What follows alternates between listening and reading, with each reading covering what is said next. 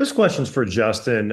Dale referenced the challenge of making the Daytona 500. The announcement's been made. Obviously, that's the next step is making the Daytona 500 as an open car.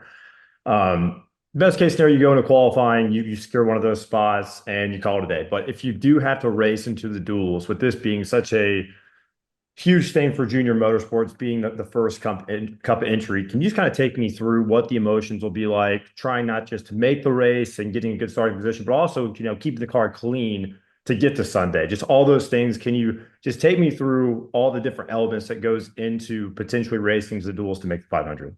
To revisit Phoenix. Yeah.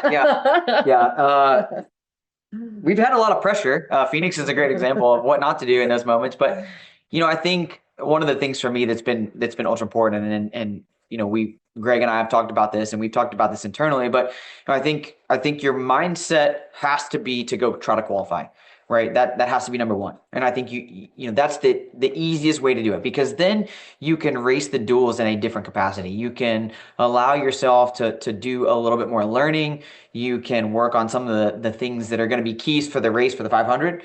You can work on some setup balance changes, things like that. If you don't qualify in and you have to race your way in through the duels, I think your mindset changes. And, we all are understanding of what can happen in the duels. I mean, we can have something happen coming to the green, and anywhere in those races. I mean, we've seen it time and time again, and I remember watching last year with Jimmy Johnson trying to race his way in.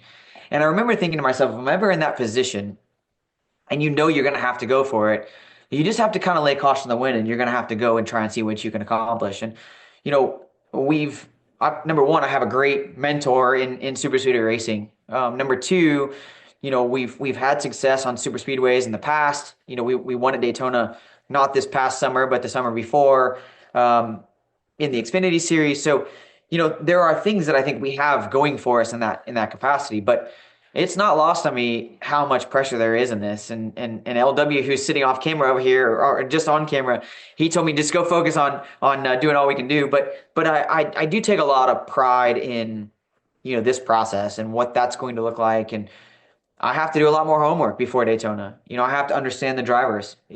Watching footage back is going to be important. Looking back at SMT from past races, how guys made their way in. I look at pit road.